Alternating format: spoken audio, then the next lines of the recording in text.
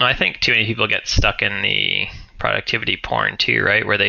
Which one's better, OmniFocus or Todoist, and ultimately they're all the same. You just take your own crappy process with you. And the reason the new one feels really good is because you're not going to do any of the 20,000 things you were never going to do in the first place that were sitting in your old system.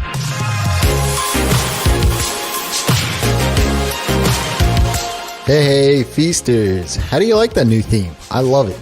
It's definitely gets you into that groove and get you into building your own business. Welcome to episode 2 of season 3 of the Live in the Feast podcast. I'm Jason, and if you're new to the show, Live in the Feast is a seasonal podcast for freelancers looking to build a profitable business and get recurring revenue so that you can live the life of your own design. If you aren't new to the show, how do you like the new music? Let me know. Send me a tweet or just hit me up anywhere. I hope you like the vibe. We've got a great show for you today with Curtis McHale, author, developer, coach, and most of all, a family man. So you know I like him. I've known Curtis for a number of years now, and for the sake of full disclosure, he is my business mentor. I wanted to bring Curtis onto the show because he's a family man, but he teaches the way of prioritizing time, and he shapes his business to meet the needs of him and his family. Today we dive into his story a bit on how he realized that even when working from home, he didn't see his kids as often as he'd like, and how he resolved that. We also talked about how he transitioned from web development into other aspects of the business like writing books, coaching and mentoring, and his thought process around productivity. He leverages constraints like no other person I've met before. So let's dive in.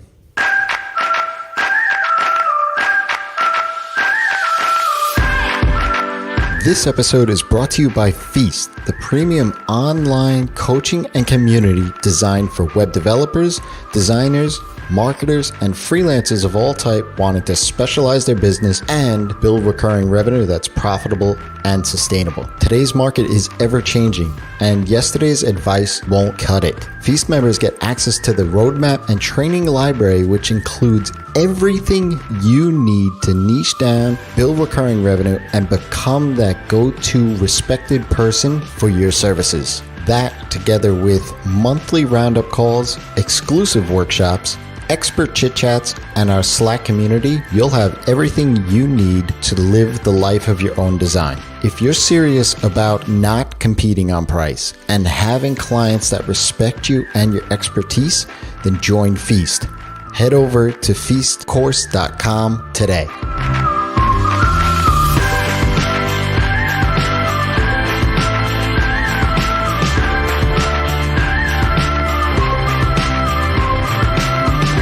Hey, Feasters. So today's featured guest is Curtis McHale. Welcome, Curtis. Thanks, Jason. Curtis is a husband, father, and web developer who works with companies building membership websites over at SFNDesign.ca. He's Canadian, folks. He's also a writer and a business coach who works with freelancers, helping them see their families more. Curtis, I'm sure I didn't do that intro justice enough, so why don't you go ahead and tell us a little bit more about who you are and why you do what you do. Yeah, and so like you said, I am a writer, freelancer that likes to help people run the business they want and earn what they want and see their family at the same time. So I actually view both businesses doing the same thing. I'm helping you on the membership side, and I'm doing a lot of the technical stuff for you then, but so that you can run the business you want and get to see your family like you should. So help you automate the business some ways, other stuff like that, which is what I do very much with freelancers as well, help them achieve those goals. So, all right, you've got on your website, I don't know, it's got to be about 300 plus quotes at this point. What's your favorite? My favorite quote? Oh, I don't even think it's on there, but my favorite quote, the quote that I live by, is by the preeminent philosopher Jack Ryan, Tom Clancy's character. And it says, if you don't write it down, it didn't happen. I don't even think that's on there, but I've referenced it a few times. That's funny. You don't even have your favorite quote in your quote library. No, I just remember it so much. So I think that someone will say to me, hey, let's meet. And I'm like, okay. And they're like, you're not writing it down. It's like, no, it's probably not going to happen then. Yeah. It's just not going to happen if I don't write it down. If I don't track it in some way, it's just not going to happen. So Yeah. just know that. Yeah. I mean, me, I have something similar. Like it's if it's not on my calendar, it won't get done, or I'll skip it, or I'll forget about it, or something. And it took a little bit of time for my wife to get used to that, because she'd be like, "Hey, did you do this thing?" I said, "It wasn't on my list." She goes, "Oh, that list." Yeah. And we have that here too, right? So even today, my wife has to coach at 3:00, and I remember her telling me this like a few weeks ago, and she normally doesn't work at 3:00 on Fridays, just every other day of the week. And when I said, "Oh, I have a meeting today at such and such a time," this was probably 2 days ago or 3 days ago, she's like, "But I have to coach." And I was like, "Is it on the calendar? No. Is it on your mom's calendar on the wall? No." And it's like, "It's not my problem. Like, it's just not my fault. Like, there's nothing I can do. I will see what time I can be back." And I can be back in time, like as long as I have an hour to do my other meeting later and still get back in time across town, so it should be fine. But it's like, it's got to be written down. If it's not down, then I don't feel bad about this. You didn't put it down anywhere for me to see. So even though I remember the conversation, like I can't plan my week on that though. Yep. Same here. So what would you consider your defining moment in life so far? My defining moment, it would be somewhere along the lines of realizing that I was doing a lot of work and not getting to see my kids as much, despite working, above them in many ways, right? Working in my office upstairs lots of times and not getting to spend the time that I wanted with them, not getting to go on hikes with them in the week and other stuff like that. And that was when I started to change how my business ran so that I could do more of those things. So how long ago was that? Oh, it was probably 4 or 5 years ago now, something like that, when I really started to take my business seriously. Be right around the same time that I worked for a web development agency, and I worked more overtime in 3 months than I worked, probably ever. Because I don't generally work weekends. I don't generally work evenings at all, ever. But I did for 3 months, I did every weekend and evenings all the time for them. And that was supposed to be right around the same time when I realized I wasn't seeing my kids like I wanted to. And then I got back out into business and took my business from, where it was making $50,000 or $60,000 a year and up into the 6-figure realm for a business that I was not putting any more time into. I think I took, in the first year I did that, I took every Friday off. Every Friday by noon I was done. Just I went for a bike ride or, sat at the coffee shop or whatever I felt like for a couple hours in the afternoon before I picked up my kid from daycare. That's interesting. Yeah. So to unpack that a little bit, it sounds like, you were essentially, because you were working at home, you were in a separate part of the house than your kids.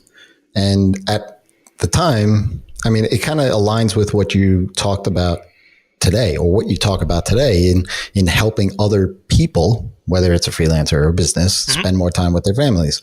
That was what you looked at as your defining moment, because you wanted that same thing.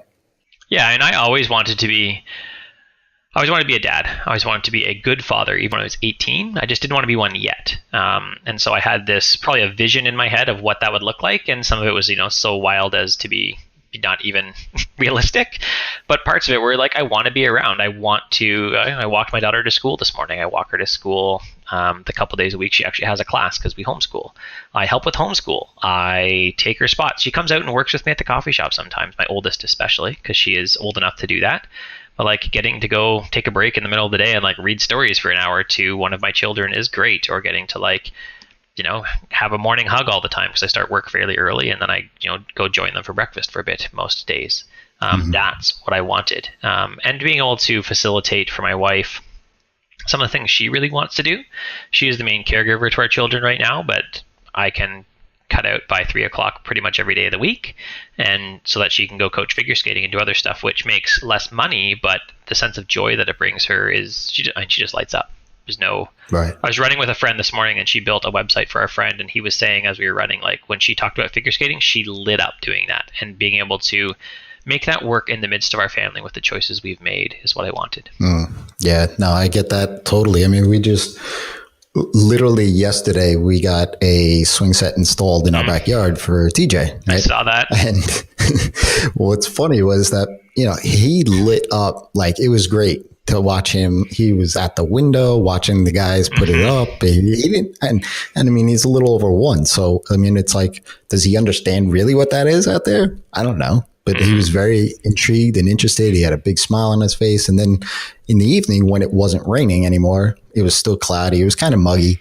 And we went outside and he ran right across the grass with this big grin on his face, went straight to the swings, the slide, everything. And it was great. And me and my wife just at nighttime on the couch together after we put him to bed, she just turned to me and she goes, I love that we can have the life that we have and allow him to live a very happy life, you know? Yeah. So that I definitely, it resonates big with me to you know, be that family guy, so to speak. So I've seen that with my oldest daughter when I take her out to the coffee shop and work. Like, she is excited to get in work, and then the one local coffee shop, like, they have coloring pictures for kids, and she like colors pictures and they put them up for her, and she just like, she talks about that all the time. Oh, my dad took me out working this week, and she's like ecstatic, and other people are like, really? And it's like, well, you know, I missed a bit of work, but I was like, I literally am working. She'll start to talk, like, interact with me a bunch. I'm like, honey, I'm working. We can talk, but I need to do some work first. And I try to plan my work appropriately, so I'm doing stuff that takes those interruptions, because she's 7. She has questions. But and I couldn't take my 4-year-old because she's too wild. But just being able to do that and watching those experiences, right? And letting her have, so you don't have quality time unless you have some quantity of time. You can't just ignore them all for, most of the year and be like, oh, we're going on a big vacation. Yeah, but you need to have like some better interaction before to have a relationship that makes that vacation where you can really connect, right? Yeah, no, I love that. Love that. So was that the reason for you to start your own business? I know that you said when you're 18, you wanted to be that family guy, just not yet. But so is ultimately being around for your family the reason why you started your own business? Yeah. So my dad worked for IBM for years, and he traveled all over, and he was well known for lots of stuff. I don't remember lots of it because I was just too young. And he didn't travel as much internationally when I was older, but my mom says he was gone for 6 months one time to Hong Kong with something. I don't remember. I was probably 4. I don't remember. I remember him being like out early before we left, and he'd get home for dinner at 6:30, and just, not that my dad was terrible in any way. Like, he's a great man. He made as many mistakes as I'm going to make, I'm sure. But that's what he did, and I didn't want to do that. I wanted to be around for my kids where I could walk them to school, right? I drop all of my kids off at school every morning that they have to go to classes. My wife usually picks them up, but I'm usually the one who, my 4-year-old just told me that yesterday when I dropped her off for preschool that she loves the morning time. We listen to a song from Trolls and headbang our way to school, because you have to headbang to Trolls evidently. And she's like, okay. I love my time with you in the morning, Daddy, where we can just talk. And I'm like, you don't talk, we like headbang, and you talk to me, and I turn down the music and you're like, turn it up again. I'm like, okay, I can't hear what you're saying. But like, she just loves that interaction, that time spent, right? And my youngest she's not even 2 yet, so she doesn't know, but doesn't make those, that doesn't have that thought process yet. But getting to spend that time was very important to me. So my children have never known me not to work at home, which always is funny too, when they're like, Dad, you work all the time. And I'm like, you just have no idea. That's no idea what, like, it's normal. Right. And right. Yeah. And even one of my kids, my middle one, asked recently, like, hey, does their dad live with them? And I was like, yeah, their dad lives with them. He just works all day, so that's why you don't see him. And she just doesn't know this, right? Right. And he's an electrician. He works. He just goes out, early in the morning and comes back, for dinner time. So she assumed that meant he didn't live with them because she didn't see her dad. Unlike me, she sees me. Yeah, my wife and I both work from home now, and we will oftentimes wonder, as TJ grows up and he interacts with more and more kids, he's gonna be like, well, where's your parents? Yeah. Where are they? Like, do they live with you? That's funny. Yeah, how they interpret things. So in building your business, obviously we've kind of touched upon a lot of the high points. What was the low point in your career, and how did you overcome that? I think there's different low points, right? There's different frustrations. A lot of them probably come to money. So just before I took that development job for 3 months, I was just tired of dealing with clients. I was doing okay, right? So I was making, say, $50,000 to $60,000 a year. I was doing okay, but I was taking a lot of work to make that. Lots and lots of work. So that was one of the low points. I didn't feel like I was really earning what I should, and I didn't feel like I was where I should be yet. And I think you always look at the success of other people have and assume it's far superior to whatever you are, because you're not living their day to day. So there's some, I guess, discontent. So I took a job and I was like, totally, this will be the solution. And it was not the solution. But it did help me have a kick in the ass to start taking my business more seriously. That was one low point.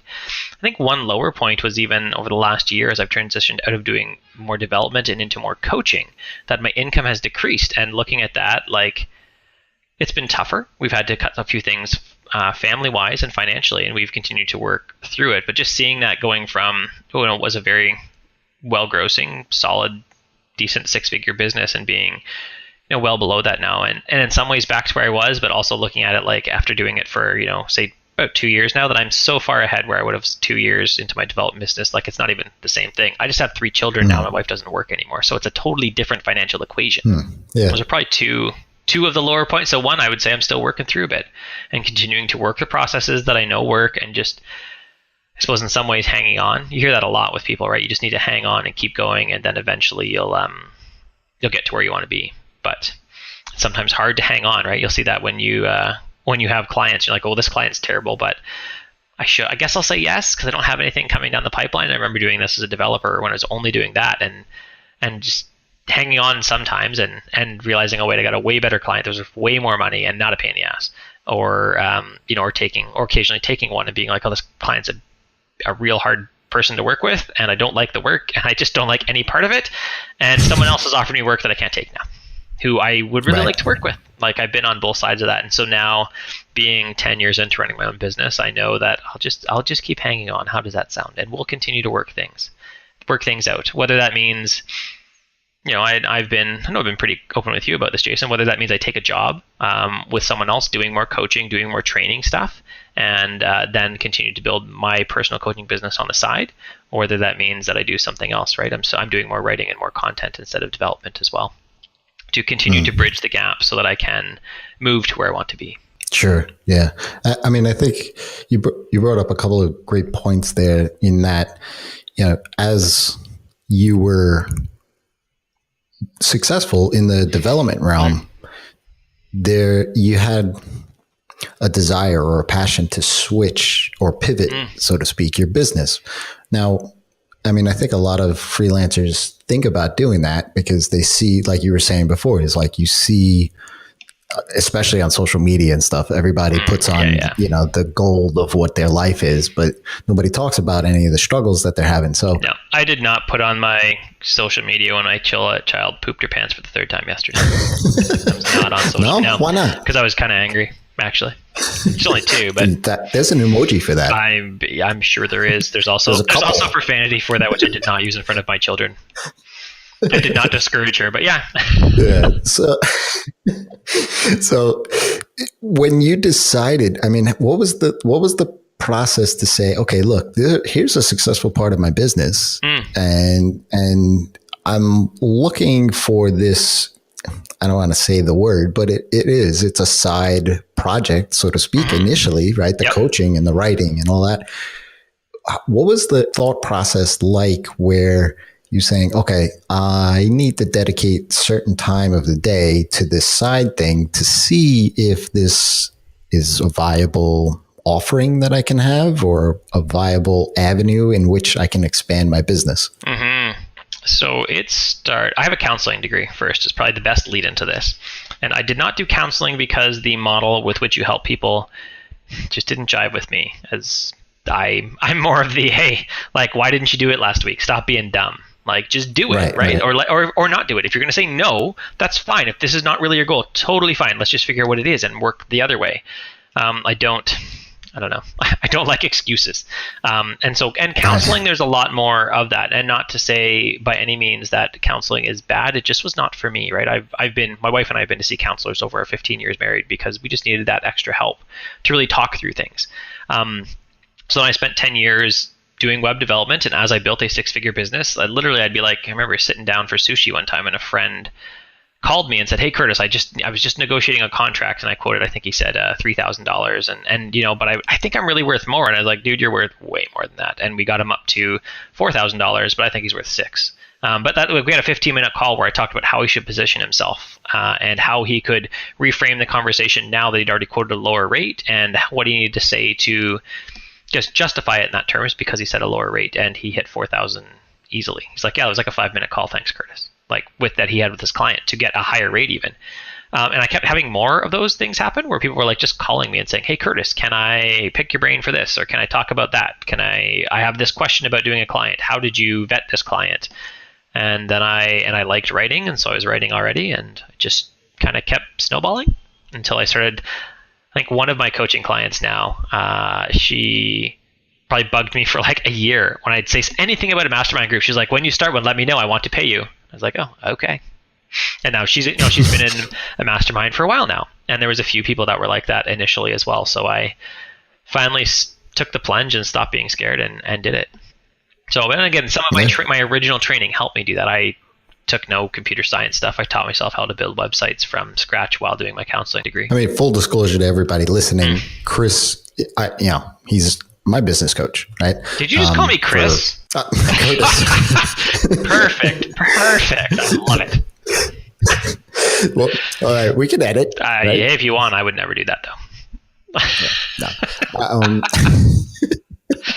I love it. Well, we've actually talked about misnaming folks. Oh yeah, right? Somebody called me Chris for 2 years, and after the first month, I was like, I just don't care. It's not worth it. You know who I'm talking to. I know who you're talking to. There's no point in making a big deal. And until he realized 2 years later and was like, he felt bad. I was like, I don't care. I really don't care. That's fine. It's okay. Don't worry about it, John. It's fine. Exactly. Right. Yep. Well, no, but that was for me. I'll be honest. When I first started reading your blog, to this day, I know exactly the article. Right? It was saying no. Yeah. Right? Yeah. And for me, it connected with me because,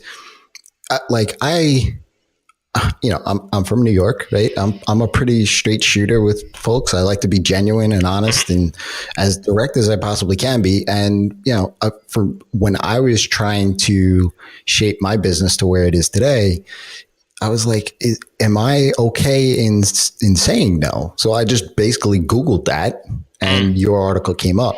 And that's kind of how I started to, follow you a little bit more. And I was like, hey, this guy is very direct. I can relate to this, right? And like you said, no excuses. If it's not important, right? If you're not doing it or you're pushing it aside, then it's not important. Right? Absolutely. And one of the things that I always refer to you on in conversations all the time is like, look, you're not going to find time in the couch cushions like change. Nope. Right? Like you have to make time. I don't even think you make time. You choose to use the time. Yeah. Right. So you're always so very, I don't know what the word is, but like creative with your wording. And for me, that's that's what I admire most about you, in the way that you are direct in that sense. And I think that serves you well. Well, I think that you just need to be, as I said initially, even I don't suffer fools well sometimes. I don't, if you're not going to do something, like if you're not going to blog all the time, that's fine. I don't actually care. But what are you going to do to bring people in anyways, to market your business? Because if you're not selling yourself, no one is. I don't care. But if you're going to say you're going to blog, then either do it and choose to use your time appropriately to do it, or say you're not going to do it and let's figure out what you're going to do instead. That's it. Right? Or I've been told that I love when I have an idea and it's stupid, you just say that's a dumb idea. Good. That's what I want, right? Because that's what people want. They don't want me to just beat around the bush. Even a few of if you go to my site, it's firmly marketed towards men. I talk about like being a father, and I have a few women clients. For a while, I had 50% female clients, and when I talked to a couple of them about that, they're like, "Oh no!" When I coached with a lady before, and it was always like 20 minutes of how I felt, and I was like, "You're just like, no, that's a bad idea. Don't do it." Right? And at least the tone with which I've said it, they never felt it like a personal attack, but I said it directly instead of like spending 20 minutes talking about their feelings. And not that I am willing to talk about that. And a few of my coaching clients have had other life circumstances go on where I have literally been more of a counseling style role, where I've stepped back and we've had a private conversation about some traumatic life circumstances. But otherwise, I'm like, if you're not going to do it, don't do it. Like, don't lie to me. Just either do it or don't. That's it. Right. Yeah. No, and that's, it's one of the the great things. Like, I mean, it goes into a lot of what you talk about with productivity, just being able and, with, I mean, every productivity hack that's out there on the planet, you're all about just writing stuff down, right? Like, your book, your new book, Analog, and that's spelled the Canadian way or the British way too, I think, same. right? Yeah. It's all about, hey, pull out a pen and paper, write what you got to do down and check it off. Yep. Right. Like, that's one of the things that I've been doing maybe about for the past year or so is, planning out when I plan out my week, I write down at least 3 to 5 things that I have to get accomplished that week. Right. And they're written out. It's not on like, OmniFocus or Todoist or any of those tools. It's on my desk. I see it. Well, I think too many people get stuck in the productivity porn too, right? Where which one's better, OmniFocus or Todoist, and ultimately they're all the same. You just take your own crappy process with you. And the reason the new one feels really good is because you're not going to do any of the 20,000 things you were never going to do in the first place that were sitting in your old system. So that's why a notebook is great. There's lots of things that never get written down, and I'm not going to do them, so I just don't feel bad about it. Or when I look at a project, I'm like, feels like a lot of work to move it a few pages forward. I probably just didn't even do the project, because if it was like really exciting and important, it would be easy to move it. So it's a good constraint. I love constraints. Yeah. No, that's so is that, I mean, I know pen and paper, right, is that your thing now? Because I know that you were drawing for a while too. I'm not able to draw as much because I launched the new book podcast. I would love to get back to it, but I need to choose what I will use my time on. And that has to be editing audio right now. Sometimes editing it twice because you realize they sucked the first time. Gotcha. And you're doing everything mobile. So you've even put that constraint on things. I have, yeah. So a while ago, as I was not wanting to do development anymore, I decided that only new tasks, all new projects will need to take iOS only. And then I just kept working on it, and it has been a great constraint. It has actually helped me write more because it's so easy. I'm sitting, right now I'm recording. This is the one part I can't do from my iPad yet. But I'd be sitting like recording, doing something, trying to write, and I just have a second screen kicking around and have something on it, and I'd be like, oh, it's distracting, or it's so easy to switch between different applications, like I'm just going to check Twitter quickly or something like that. And there's enough of a barrier in iOS. The keyboard commands work really well, but there's a few little quirks, like if you command tab through something and you hold command down and you hit the next app and try to do it, like command something inside that app, it doesn't work. You have to lift up command and do it, like press it again and inside the app only. And that, just those little things, you're like, oh, this is just, I just can't switch the apps then. I guess I can't check these other things out. Perfect. So it has been great. And let me tell you, my backpack is super light with like a battery and my iPad Pro, and that's it. And that's all I got. Yeah, as long as you have a charge someplace, you're good to go. Yeah, and say the battery I have charges it like all day, 2 or 3 days in a row. We'll keep it at like full. So it's great. And then just having that enforced constraint about what I can do, what I can't do. And then, and again, it's easy to pull up my iPad and edit audio quickly, 20 minutes here and 20 minutes there.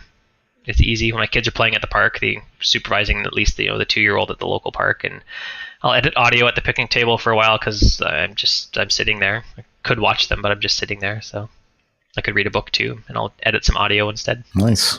That's actually pretty cool. Like I've realized now that once it gets warmer out, and I realized this at the end of last fall-ish, summer-ish, fall-ish, that I could take my laptop outside, sit on the back, and all morning long be constrained by just the screen size of the laptop, right? So I don't have the dual monitor thing going on and all that.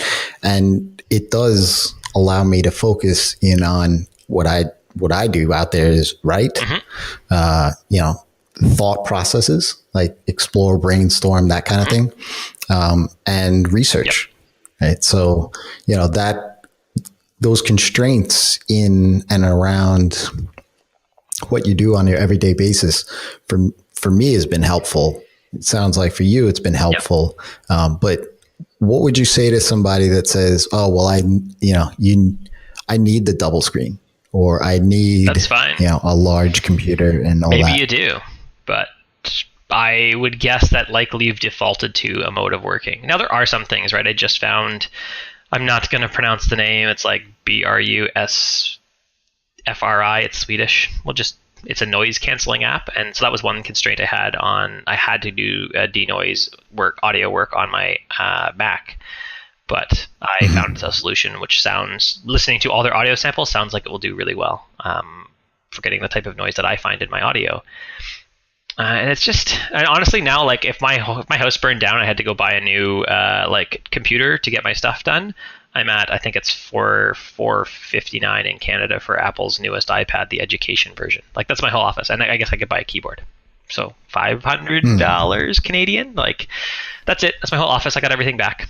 Right, and then I pay, in theory, for my development work, I pay DigitalOcean $5 a month for a server. So my iPad is a thin client, I suppose, to get really nerdy.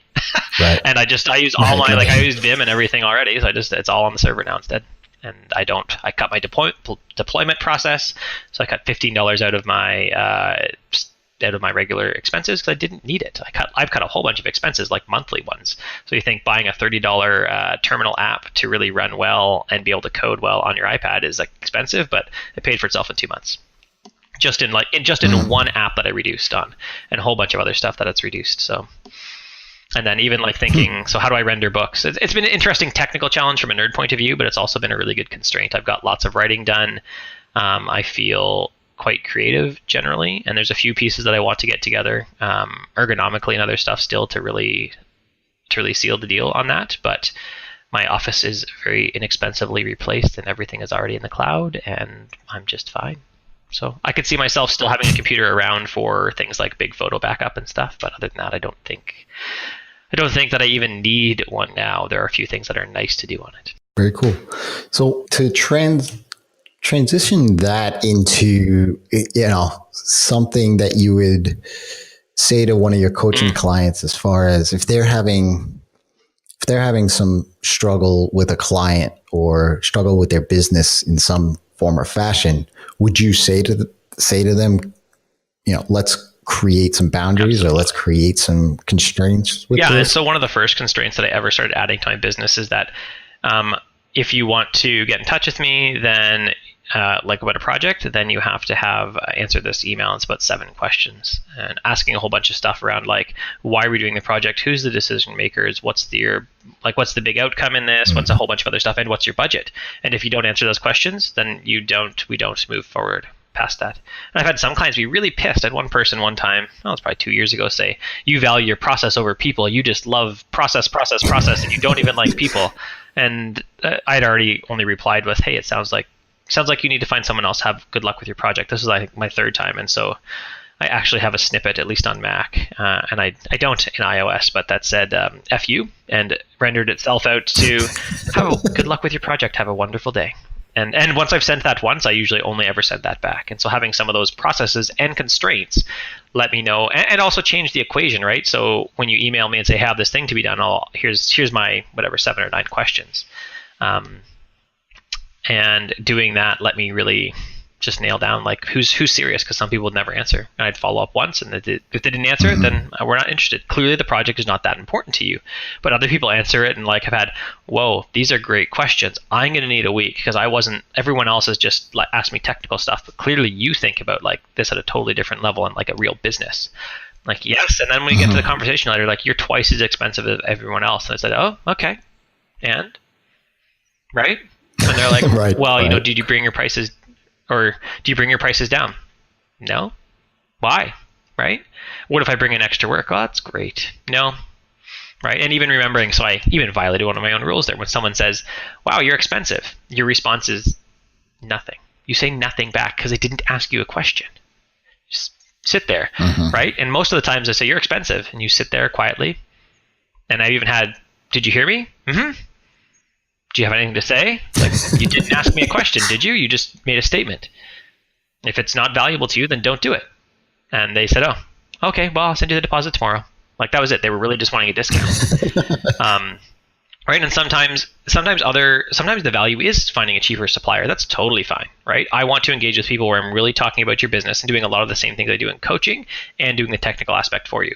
Why are you doing this? Why are we doing this feature? Is it valuable to you? If it's not valuable to you, let's just not do it. Yeah, no, I think it's something that I think a lot of newer freelancers don't do. They kind of just, hey, look, the client's paying me. I'll do what's convenient for them.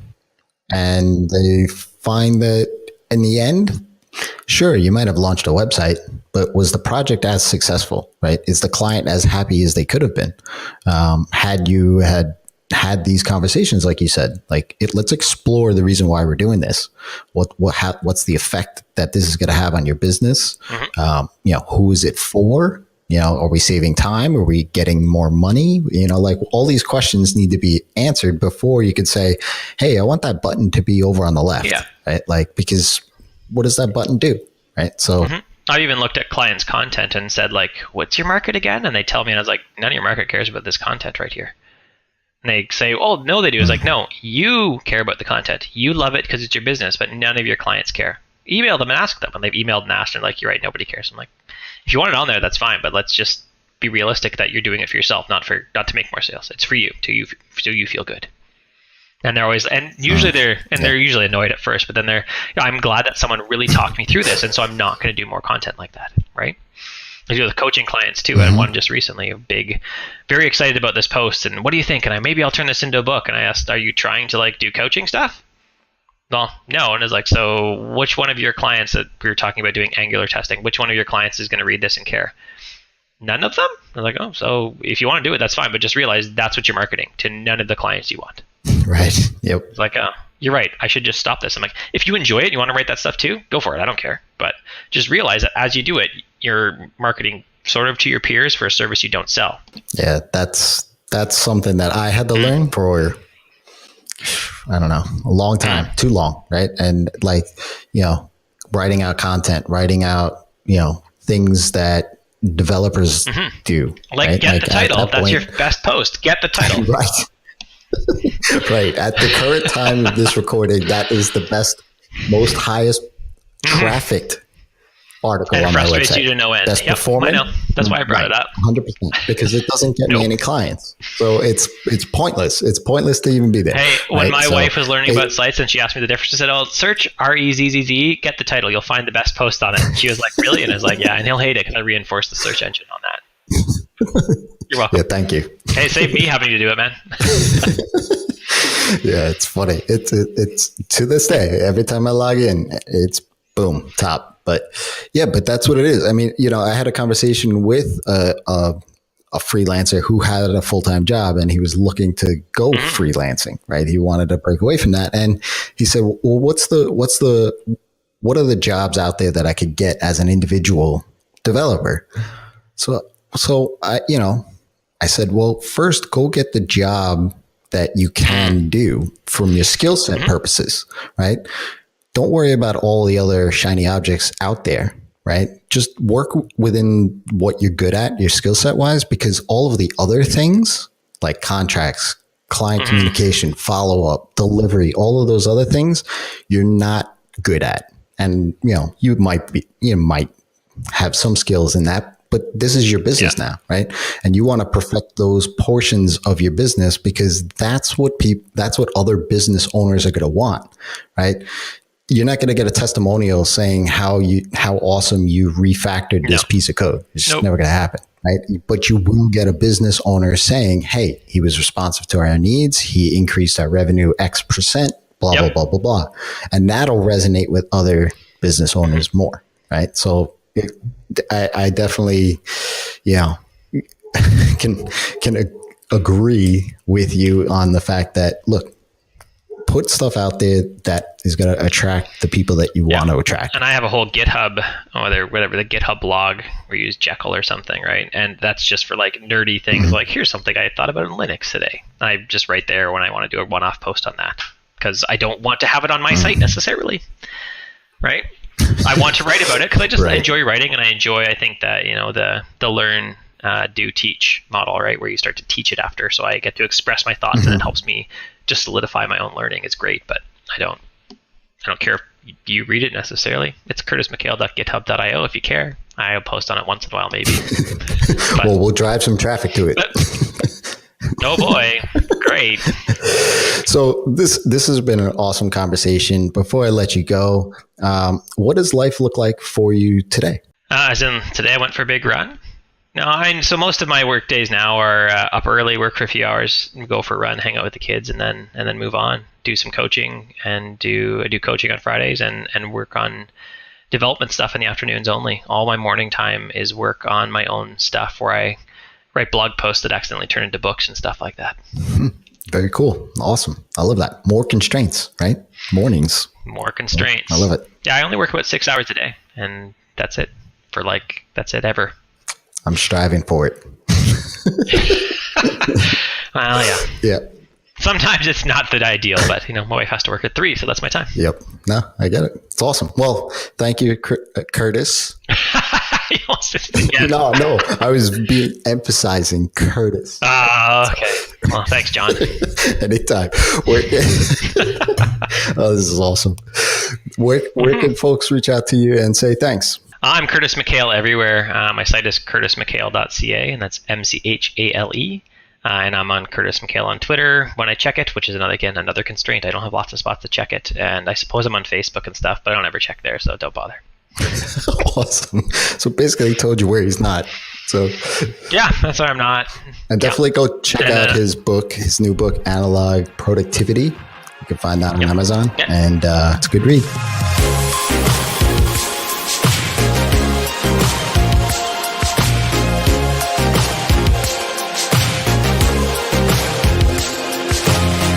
Thank you so much for listening today. If you enjoyed this episode, then head on over to liveinthefeast.com and subscribe. Leave Curtis and I a 5-star rating and review in iTunes, as it will help others find this episode too. Next week, I'll be back with Philip Van Dusen talking about his journey from being a trained painter to designing the #1 t-shirt on the planet, and now a YouTuber who's cracked 125,000 subscribers.